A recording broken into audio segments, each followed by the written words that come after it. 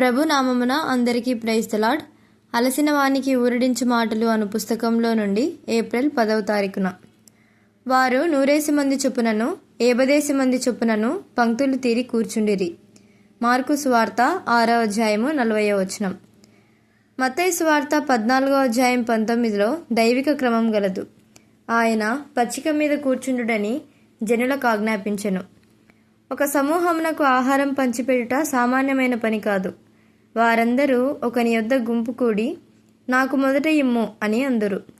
అటువంటి ఆకలితోనున్న గొప్పదైన జనసమూహమును స్వాధీనపరచుటకు సులభమైన విషయం అసలు కాదు. అందుచేతనే ప్రభువు పంక్తులు తీరి కూర్చుండని వారికి ఆజ్ఞాపించెను. ప్రభు పనిని క్రమం లేకుండా చేయలేము. ప్రజలు దైవిక క్రమమును ఇష్టపడరు. వారు దేవుని వాక్యమునకు ఎదురు తిరుగుదురు. వారెక్కడెక్కడ దేవుని సేవించుటకు కోరుకుందురో అచ్చటనెల్లా దైవిక క్రమం పాటింపబడినట్లు చూడవలెను. మన ప్రయాస ద్వారా ఆకలి కొనిన వారికి ఆకలి తీర్చబడి తృప్తిపరచబడులాగున మనము దైవిక క్రమమును పాటించవలెను. దైవిక క్రమమునకు ఎదురు తిరుగు వారముగా ఉండరాదు. మన దేవుడు క్రమమును పాటించు దేవుడు. మనము క్రమమును అనుసరించి పనిచేయవలెను. దైవిక క్రమం పాటించబడినట్లు చూడవలెను. దేవుని గృహములో క్రమం పాటించబడుట అను సామాన్య రహస్యమును మనం నేర్చుకొనవలెను. దేవుని గృహం ఎడల గౌరవమును మర్యాదను మనం కనబరచవలెను. దేవుని ఇంటిలోనికి మనం ఏ విధంగా రావలెనో, ఏ విధంగా మోకరించి గౌరవం చూపవలెనో మనం నేర్చుకున్న ఎడల అప్పుడు మనము దైవ క్రమమును నేర్చుకొనగలము. పెద్దలైన వారు ఆదివారపు కూడికలో కూడా యవనస్తులను క్రమంలో పెట్టుట కష్టతరంగా భావించుదురు. ఎవరైతే దైవక్రమం అనుసరించరో వారు ప్రతి స్థలములో మానవ క్రమమును తీసుకుని వచ్చుదురు.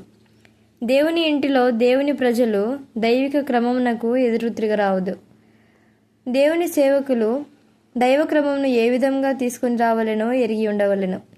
దైవక్రమం పాటించబడిన ఎడల దేవుని ప్రేమించువారు దానికి ఎదురు తిరగలేరు. దైవక్రమమును అనుసరించిన అప్పుడే దేవుడు పరిచర్యను ఆశీర్వదించును. మత్తయి సువార్త 14వ అధ్యాయం 21 ప్రకారము పురుషులు ఒకవైపునను స్త్రీలు పిల్లలు మరొక వైపునను కూర్చున్నట్లు చూస్తున్నాము.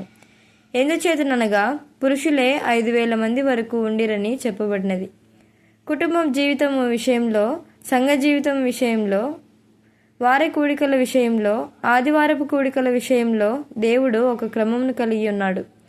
దైవక్రమం పాటించబడిన ఎడల దేవుడు ఆశీర్వదించుటకు అవకాశం ఉండును. మన ప్రభువు పరలోకం వైపు కన్నులెత్తి రొట్టెను ఆశీర్వదించి దానిని విరిచెను. వస్తువులు దేవుని చేత ఆశీర్వదించబడితేనే గాని అవి మనలను తృప్తిపరచలేవు.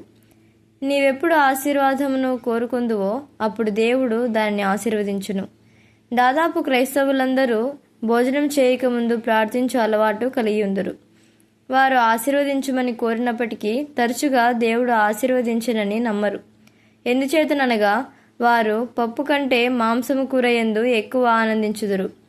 దేవుడు నీ ఆహారమును ఆశీర్వదించనని నీవు నమ్మిన ఎడల ఏ రకమైన ఆహారమందైనను నీవు సమానమైన ఆనందము కలిగి ఉందువు. నీ రుచికి తగినట్టి ఆహారము మాంసము చేపలో లేని ఎడల ఎన్నిసార్లు నీవు నీ భార్యను కోపడుదువు? ప్రభువా, ఈ ఆహారము దీవించుము అని గంభీరంగా ప్రార్థించుదురు కానీ దేవుడు దీవించునను విశ్వాసం ఉండదు. ప్రభువు నన్ను రక్షించినది మొదలు నా అనుభవము నుండి నమ్ముచున్నాను. నా ఆహారం విషయమై నేనెప్పుడూ దిగులు చెందను. నాకెటువంటి ఆహారం పెట్టినను నేను పట్టించుకొనను, సనుగను, గొనగను. నా హృదయపూర్వకముగా ప్రభు నా ఆహారమును దీవించునని నమ్మును. అది నాకు మంచిదిగా నుండును. అది ఏదైనాను నేను ఆ ఆహారమును సంతోషంగా భుజించుదును. నీవు ఆయనను అడిగిన ఎడల ప్రభువు ఆ ఆహారమును ఆశీర్వదించునన్నది ఎంతో సత్యము. దేవుడు మన ఆహారమును కూడా దీవించునుగాక. ఆమెన్.